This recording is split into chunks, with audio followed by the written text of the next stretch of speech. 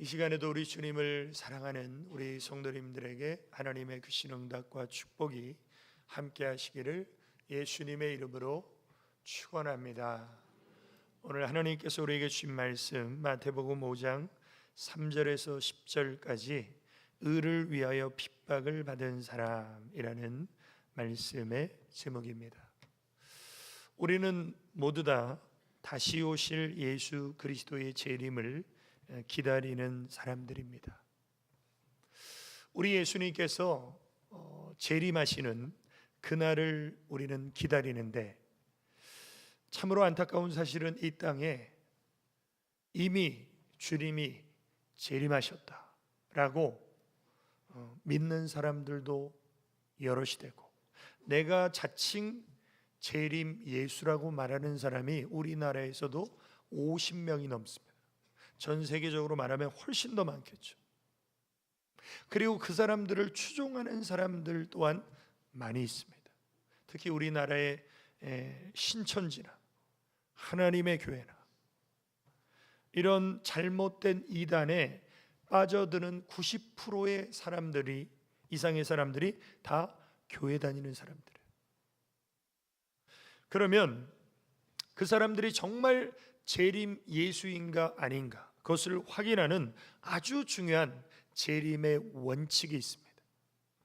우리 예수님이 이 땅에 2000년 전에 오실 때는 온 인류를 구원하시기 위해서 죄 없는 인간으로 오셔서 십자가에 우리의 죄를 담당하시고 죽으시고 부활하셨죠. 그래서 우리 예수님은 마리아라는 처녀의 배를 빌어서 이 땅에 죄 없는 인간으로 탄생하신 거예요. 그리고 부활하셔서 하늘로 승천하시고 주님은 다시 오시는데, 다시 오시는 예수님은 온 인류의 구원자로 오시는 것이 아니라 온 인류를 심판하시기 위해서 오십니다. 그래서 온 인류를 심판하시기 위해서 오시는 예수님은 더 이상 육체를 입고 이 땅에 오시지 않아요. 그래서 우리 예수님이 부활하셔서 40일을 땅에 두루 다니시다가 하늘로 승천하실 때, 그 주님의 승천하시는 현장에 자그마치 500명의 사람들이 주님의 부활과 승천을 목격하게 됩니다. 우리 예수님이 하늘로 올라가시는데 지금처럼 헬리콥터나 비행기나 행글라이딩을 하는, 하늘을 날 수 있는 시대가 아니라 그 당시에 예수님이 아무런 기구의 도움을 받지 않고 하늘로 올라가실 때 얼마나 그 광경이 신비스럽고 황홀했겠습니까? 그래서 사람들이 넋놓고 그 주님이 올라가신 하늘을 바라보게 되죠. 그것이 사도행전 1장 9절에 보면, 이 말씀을 마치시고 저희 보는 데서 올려가시니 구름이 저를 가리워 보이지 않게 하더라. 올라가실 때 제자들이 자세히 하늘을 쳐다보고 있는데, 주님이 이미 올라가셨는데도 계속 하늘을 바라보는 거예요.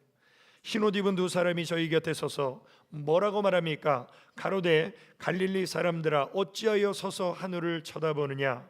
너희 가운데서 하늘로 올리우신 이 예수는 하늘로 가심을 본 그대로 오시리라. 이게 우리 예수님의 재림의 원칙이에요. 심판의 주로 강림하시는 예수님은 하늘에서 천군 천사의 나팔 소리와 함께 하늘로 올라가신 그대로 내려오세요. 그런데 지금 그렇게 하늘에서 내려온 재림 예수가 이 땅에 있습니까, 없습니까? 그러니까 내가 재림 예수라고 말하는 모든 사람들은 다 사기꾼이고 영적인 도둑놈들이에요. 우리가 이 한 가지 예수님의 재림의 원칙만 알아도 이단에 빠질 일이 없죠. 얼마나 불쌍합니까? 이런 것도 모르고 정말 주님이 재림하신 줄 알고, 정말 보혜사 성령님인 줄 알고 그 사람들을 맹목적으로 추종하면서 모든 걸 다 갖다 바치죠. 특히 젊은이들. 이 청년들은 뭔가 필이 꽂히면요, 거기에 막 목숨 걸죠. 헛된 것에, 거짓 것에 목숨 거는, 그래서 가출하고 대학 포기하고 직장 때려치고 그렇게 인생을 망하는 길로 가는 청년들이 얼마나 많습니까, 이달에. 오늘 분명한 사실은 우리 예수님은 아직 재림하지 않으셨고 우리는 주님의 재림을 기다리는 사람이라면 어떻게 주님의 재림을 기다려야 되는가? 주님의 재림을 가장 성공적으로 기다렸던 한 사람이 바로 사도 바울입니다. 사도 바울은 예수님을 만나고 인생이 완전히 바뀌었죠. 그래서 일평생 복음을 증거하면서 선한 싸움을 싸웠습니다. 이 선한 싸움은 자기와의 싸움이에요. 육체의 옛사람과의 싸움이에요. 그리고 사명의 길을 발견하고 끝까지 달려갔죠. 뒤돌아보지 않고 좌우로 치우치지 않고. 그리고 험한 세상에서 자기의 믿음을 지켰습니다. 그리고 로마에서 순교당하기 전에 그는 디모데후서에서 이렇게 고백합니다. 이제후로는 나를 위하여 의의 면류관이 예비되었으므로 주곧 의로우신 재판장이 그날에 내게 주실 것이니 주님의 재림의 날은 예수님을 믿지 않는 사람들에게는 크고 두려운 날입니다. 왜? 지옥의 심판을 형벌을 받기 때문에. 그러나 믿는 성도들에게는 하나님이 주시는 의의 면류관을 받아 쓰는 날이 그날인데 이 날이 언제예요? 이 날이 몇 년, 몇 월, 며칠입니까? 이 날을 우리가 알고 있으면 얼마나 신앙생활 제대로 준비할 수 있겠습니까? 그러나 우리 예수님이 말씀하시죠. 그러나 그 날과 그 때는 아무도 모르나니 하늘의 천사들도 아들도 모르고 오직 하나님 아버지만 아시느니라. 주님이 재림하시는 날과 시는 아무도 몰라요. 근데 옛날에 우리 92년 10월 며칠인가요? 다미 선교인가 거기서 주님이 오신다고 막 그 사람들 모여가지고 막 기도하고 불러불러 했는데 주님이 안 오셨잖아요. 그게 사기라는 거예요. 그 날과 시는 하나님밖에는 모르는 것이다. 그런데 우리가 기억해야 될 것은 주님이 재림하시는 날과 시는 우리는 모르지만 주님이 재림하시는 날이 점점 가까워오는 것은 우리는 영적으로 분별하는 것이 낮의 아들이고 빛의 자녀라는 것이죠. 너희가 어찌 이리에 천기는 분별하면서 주님이 재림하시는 그 때를 너희가 분별하지 못하느냐. 그러니까 우리는 분별해야 되는데 주님이 재림하시는 마지막 때에 나타나는 여러 가지 현상 중에 하나가 무엇이냐면 우리 예수 믿는 사람들이 믿는 것 때문에 이 세상에 미움을 받는 일들이 점점 많아지게 되는 것이 마지막 때의 특징입니다. 그래서 요한복음 15장 19절에 보면 너희가 세상에 속하였으면 세상이 자기의 것을 사랑할 터이나 너희는 세상에 속한 자가 아니요 도리어 세상에서 나의 택함을 입은 자인 고로 세상이 너희를 미워하느니라. 이 세상의 공중권세를 잡은 원수 마귀가 그 마귀에게 속한 사람들이 예수 믿는 사람들을 점점 미워하는 시대가 바로 마지막 때의 하나의 특징이라는 거예요. 그래서 놀랍게도 기독교 국가인 미국에서 지금 전역이 다 그렇지는 않지만 어떤 주에서는 목사님이 길거리에서 전도를 하면 잡혀가요. 또 어떤 학교에서는 크리스찬 학생이 학교에서 쉬는 시간에 성경을 읽으면 선생이 읽지 말라고 그래요. 이거 평등을 저해하는 차별이 있는 책이니까 너 학교에서 이런 거 읽지 마. 금지된 책이에요. 기독교 국가가 아닌 우리 대한민국에서도 이런 일이 안 일어나는데 기독교 국가인 미국에서 이런 일이 일어나요. 왜? 차별금지법이 통과됐기 때문에. 지금 국회의원들이 차별금지법 막 통과하려고 막 난리죠. 그게 이 세상의 흐름이니까. 그게 통과되면 우리 예수 믿는 사람은요 더 세상의 미움을 받게 됩니다. 예수 믿는 것들 저것들만 옳다고 그래, 지들만. 이것은 이상한 것이 아니라 마지막 때의 당연한 현상이에요. 그런데 오늘날 한국 교회에서는 지금까지 예수 믿으면 복받고 잘되고 형통하고 사업 복받고 이런 것만 가르치다 보니까 예수 믿고 고난의 십자가를 지고 주님을 쫓아가는 제자의 삶에 대해서는 많은 성도들이 어떻습니까? 무관심. 우리는 예수 믿고 복받고 형통하고 평안하고 잘 되는 건 물론 맞아요. 그러나 성경에는 그런 말씀만 있는 것이 아니라 또 다른 성경의 이면에는 우리가 정말 하늘에 속한 사람으로서 주님의 제자로서 받아야 될 고난과 핍박이 믿음으로 사는 사람에게 반드시 있다는 거예요. 그래서 디모데후서 1장 8절에 보면 사도 바울이 사랑하는 제자 디모데에게 뭐라고 권면합니까? 그러므로 내가 우리 주의 증거와 또는 주를 위하여 갇힌 자 된 나를 부끄러워 말고, 사도 바울이 복음 때문에 지금 감옥에 갇혔는데 너 나를 부끄러워하지 말라. 나는 자랑스럽다, 영광스럽다. 왜? 주의 복음을 위해 내가 고난받으니까. 그러면서 오직 하나님의 능력을 쫓아 복음과 함께 너도 고난을 받으라. 우리는 복음과 함께 축복을 받고 복음과 함께 영광을 받는 것만 생각하는 것이 아니라 복음과 함께 고난을 받으라는. 그런데 분명한 것은 내 힘과 내 의지로 우리는 복음과 함께 고난 받을 수 없어요.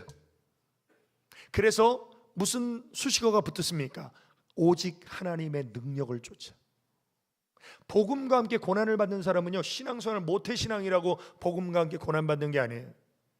중직이라고 복음과 함께 고난을 받는 게 아니에요. 하나님의 능력을 쫓아 사는 사람이 복음과 함께 고난을 받을 수 있다는 거예요. 우리 예수님도 어떤 말씀을 하셨습니까? 제자들에게 이것을 너희에게 이르면 너희로 내 안에서 평안을 누리게 하려 함이라. 세상에서는 너희가 환난을 당하나. 환난을 당하는 사람이 어떻게 평안을 누릴 수 있어요? 하나님이 주시는 능력과 승리의 약속을 믿는 사람은 환난 가운데서도 평안을 누리고 환난 중에서도 담대할 수 있다. 왜? 내가 세상을 이기었노라.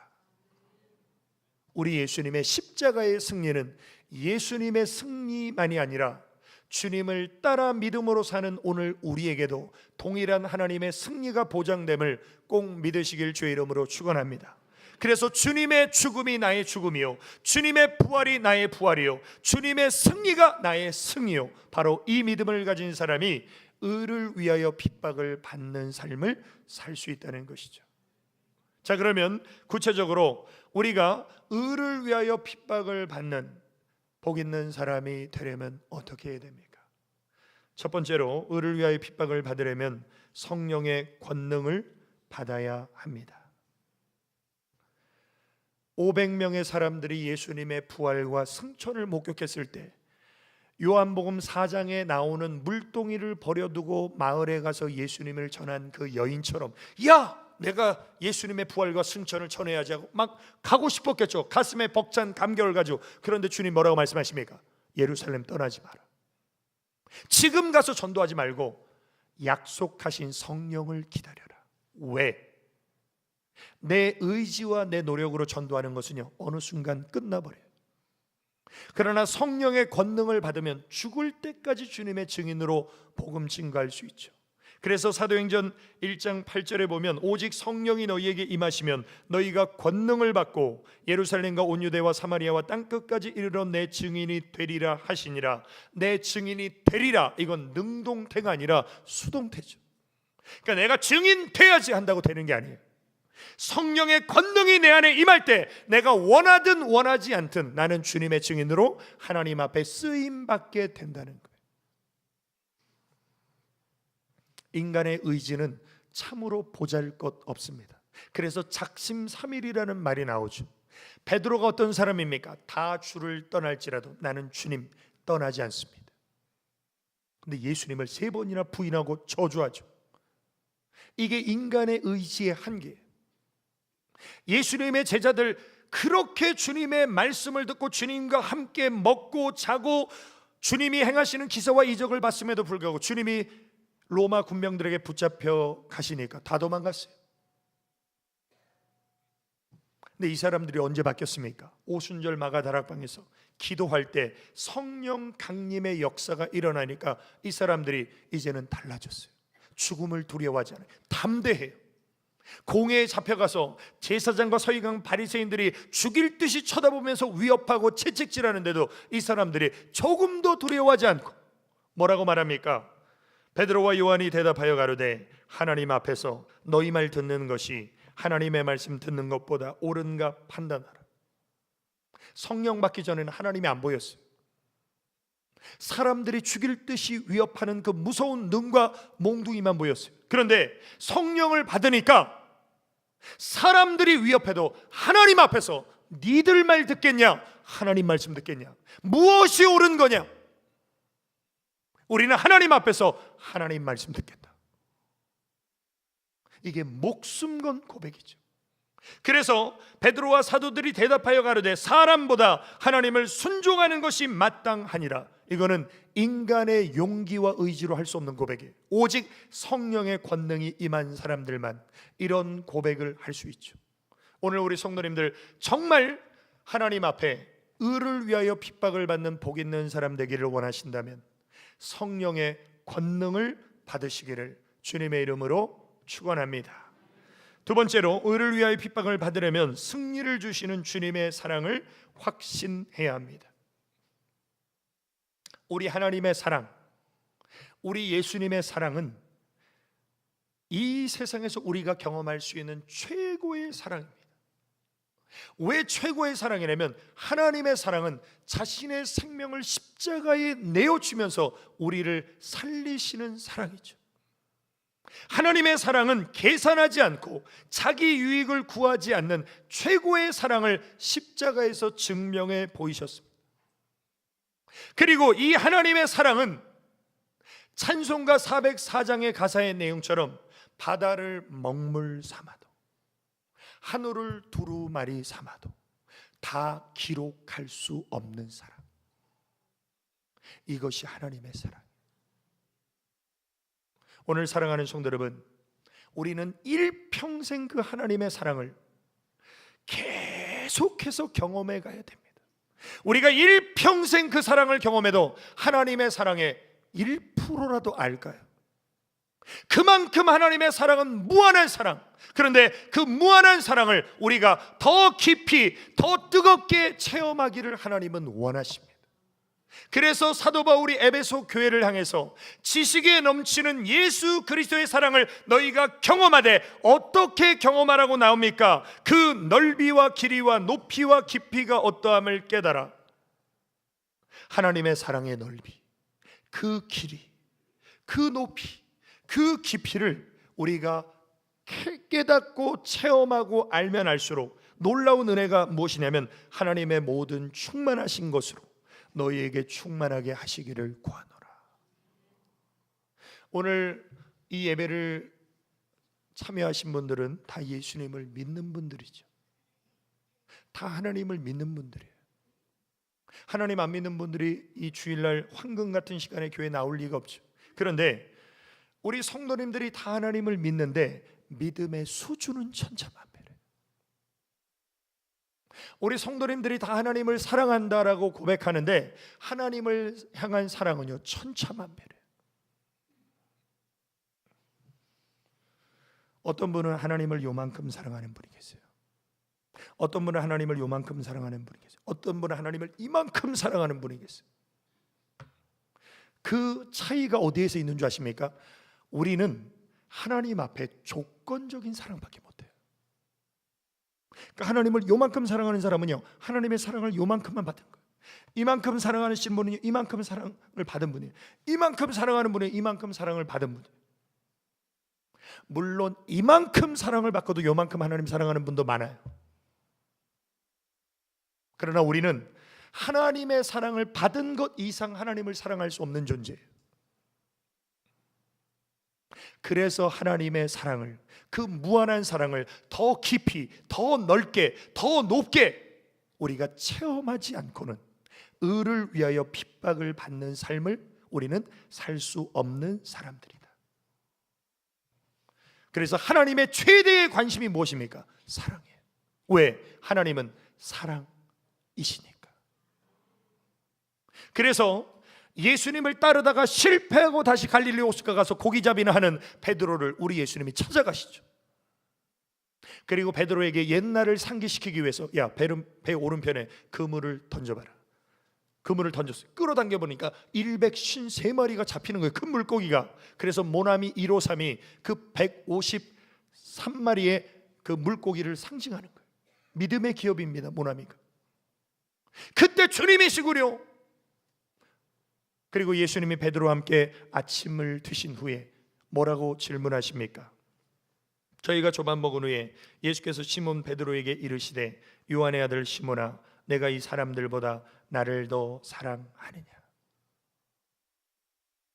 이 질문을 3번이나 하십니다.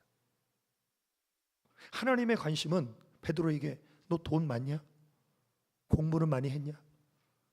너 특기가 뭐냐? 이런 거 물어보시는 것이 아니라 네가 정말 나를 사랑하냐? 그러면 예수님이 몰라서 물어보시는 걸까요? 알면서 물어보시는 걸까요? 예수님은 전지전능하신 하나님이세요. 베드로의 중심을 다 꿰뚫고 보시면 다 아십니다. 근데 왜 물어보십니까? 네 입으로 시인하라고. 내 제가 주님을 사랑하는 줄 주께서 아시나이다. 그래 내 양을 치고 먹이라. 하나님의 몸된 교회 안에 사명을 감당하는 사명자의 자격과 조건은 딱 한 가지. 뭐예요? 주님을 사랑하는 거. 노래 잘한다고 찬양대하는 게 아니에요.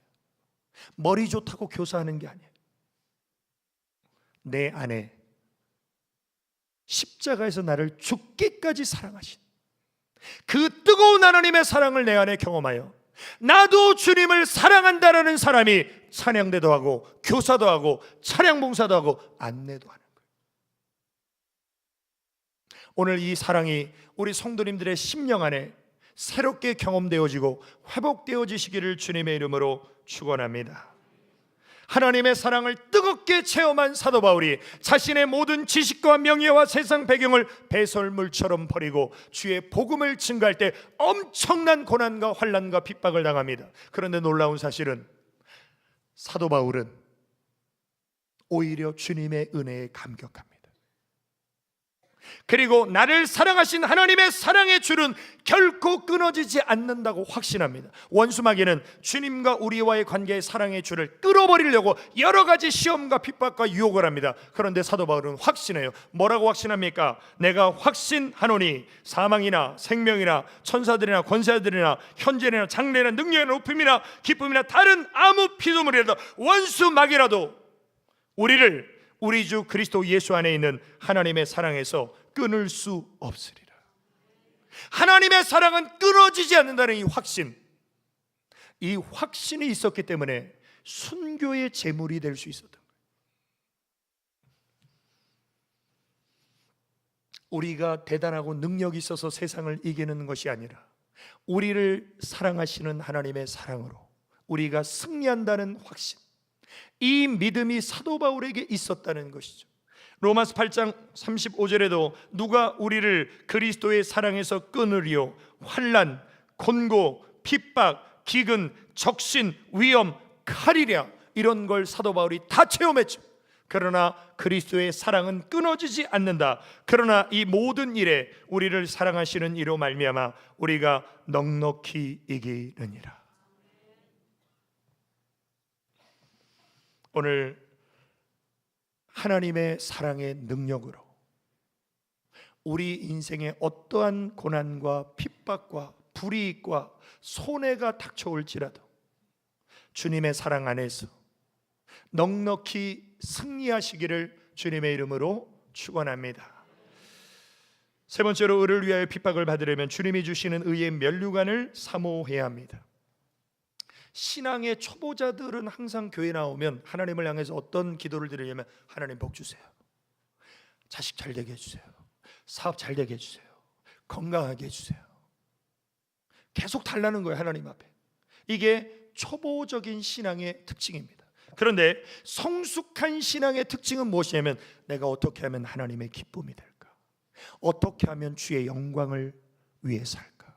어떻게 하면 하나님 마음을 시원케 드릴까? 이건 성숙한 신앙의 자세. 그러니까 우리는 하나님을 기쁘시게 드리는 삶을, 하나님께 영광을 돌리는 삶을 살아야 되는데 그러려면 믿음이 있어야 돼요. 어떤 믿음이 있어야 됩니까? 두 가지 믿음이 있어야 되는데 히브리서 11장 6절에 보면 믿음이 없이는 기쁘시게 못하나니 하나님께 나아가는 자는 반드시 그가 계신 것과 그러니까 하나님이 살아 역사하시는 그 하나님을 절대적으로 믿는 사람이 하나님의 기쁨이 된다는 거예요.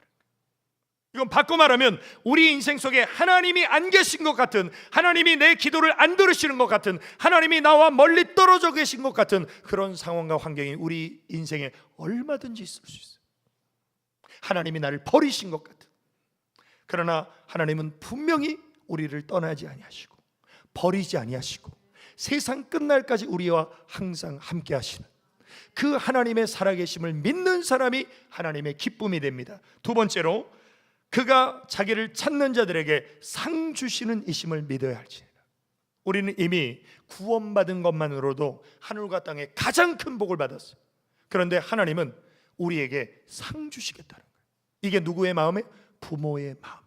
부모는 어떻습니까? 자식에게 주고 또 주고 또 줘도 계속 주고 싶죠. 있으면. 하나님 아버지는 우리 하나님의 자녀에게 주고 또 주고 모든 걸 주시는 거예요. 그래서 우리에게 뭐라고 말씀하십니까? 너희가 일한 대로 갚아주리라. 너희가 심은 대로 거둘 것이라.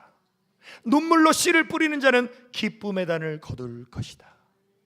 우리가 이 땅에 사는 우리의 모든 일생은 하나님의 철저한 심판 가운데 소자에게 냉수 한 그릇 대접했냐? 하늘의 상이 있을 것이다. 이 하나님이 살아계시고 상 주시는 하나님이 심임을 믿는 사람은 주님 복음을 위해서, 하나님의 나라를 위해서, 의를 위해서 핍박받는 길을 선택한다는 거예요. 구약의 대표적인 사람이 바로 모세입니다. 모세는 애굽의 왕자예요. 대단한 권력과 부와 명예를 한 손에 쥔 자리인데 애굽의 왕자의 자리를 거절해버렸어요. 성경에 보면 도리어 하나님의 백성과 함께 고난받기를 잠시 죄악의 낙을 누리는 것보다 더 좋아하고, 우리의 육체는요 즐거운 걸 좋아합니다. 즐기는 걸 좋아해요. 그런데 모세는 죄악의 낙을 누리는 것보다 하나님의 백성과 함께 고난받기를 더 좋아했다는 거예요. 억지로 한 게 아니에요. 하나님이 떠밀어서 한 게 아니라 좋아서 했어요. 그 이유가 무엇입니까? 히브리서 11장 26절에 보면 그리스도를 위하여 받는 능욕을 애굽의 모든 보화보다 더 큰 재물로 여겼으니 이는 상 주심을 바라봄이라. 이 상이 무슨 상입니까? 하늘의 상. 왜 애굽의 모든 보화보다 그리스도를 위하여 받는 능욕을 더 큰 재물로 여겼습니까? 애굽의 모든 보화는 죽을 때 쓰레기예요. 남는 게 없어요. 그러나 그리스도를 위하여 받는 능욕은 하나님의 나라에서 영원한 상으로 바뀌어져요. 이걸 바라봤다는 것입니다. 오늘 사랑하는 성도 여러분, 땅의 상은 유한합니다. 하늘의 상은 영원합니다. 그래서 하나님 우리에게 뭐라고 말씀하십니까? 하나님의 자녀라면 하나님 나라의 후손이 하나님 나라의 영광을 받기 위하여 고난도 같이 받아라. 부활만 바라보지 말고 먼저 십자가에 죽어야 된다는 거예요. 죽어야 부활하죠. 하늘의 영광은 십자가의 고난을 통과한 사람에게 주어집니다.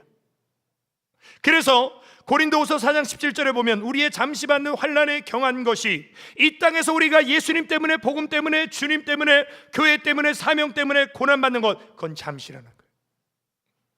그건 가벼운 것이라는 거예요. 그러나 우리가 하나님의 나라에 가게 되면 지극히 크고 영원한 영광에 중한 것을 우리에게 이루어 주신다.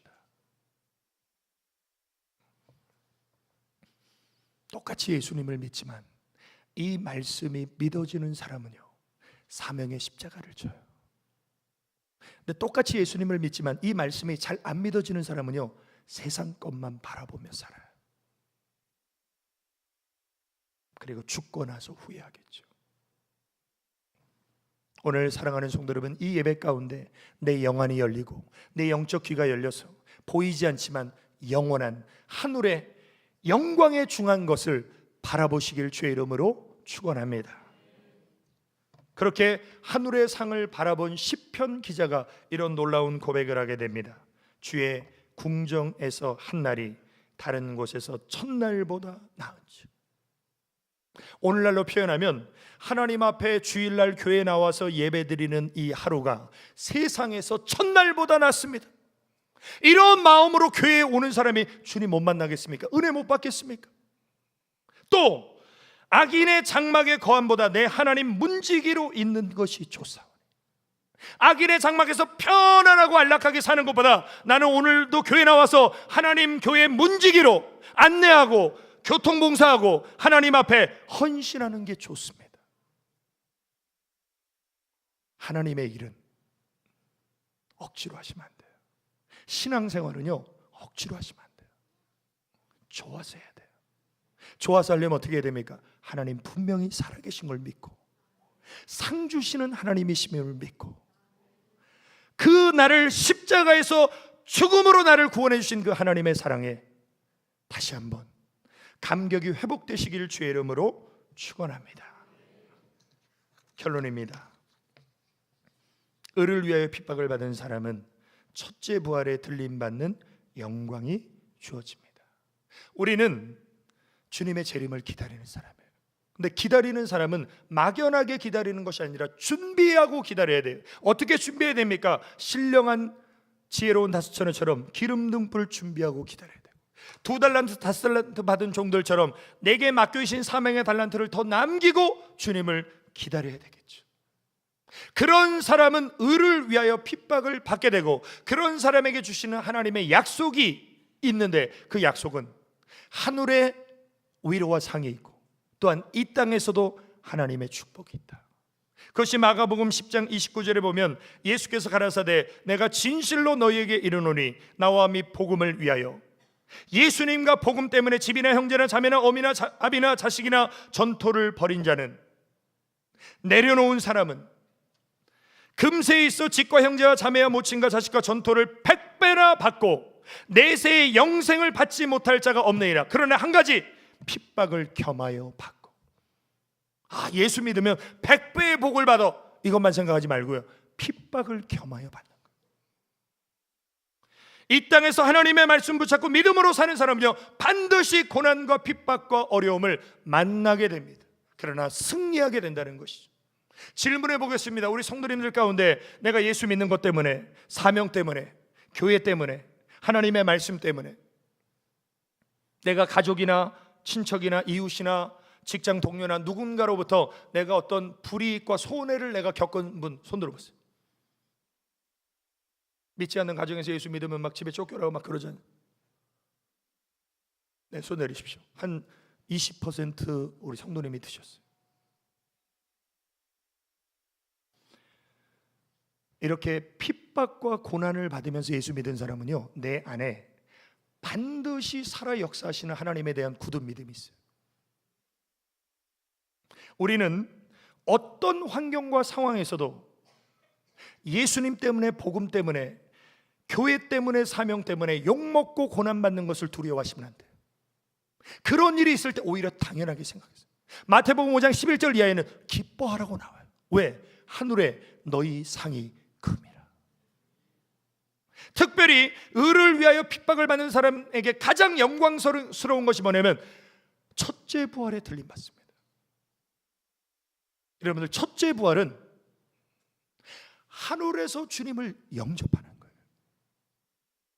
그런데 첫째 부활에 들림받는 사람이 어떤 사람인가? 성경에 보니까, 또 내가 보니 예수의 증거와 하나님의 말씀을 인하여 목배임을 받은 자의 영혼들과, 예수님 때문에, 하나님의 말씀 때문에 목배임을 받는 사람들이 첫째 부활에 들림받는, 지금 우리 시대와 상황에서는 이해가 안 되죠. 그러나 저 아프리카나 저 아랍권에 가면 하루에도 6분에 1명씩 순교자가 생겨요.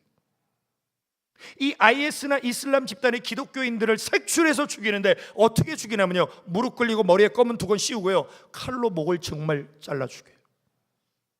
유튜브에 보면 영상도 많이 나옵니다. 총으로 쏴서 죽이기도 하고. 아프리카에서는 예수 믿는 사람들을 구덩이에 모아놓고요, 나무 막 거의 쌓아서 불태워 죽여요. 이런 사람들이 첫째 부활에 들림받는 거예요. 또 짐승과 그의 우상에게 경배하지도 아니하고 이마와 손에 그의 표를 받지도 아니한 자들, 이제 적그리스도의 그날이 되면 전 세계 모든 것을 적그리스도가 통제합니다. 그래서 이마와 손에 표를 받은 사람만 매매할 수 있어요. 그때 나는 하나님 믿는 신앙을 가지고 그 표를 받지 않을 때 얼마나 숨어서 불이익을 당하면서 고난 속에서 자기 믿음을 지키겠습니까?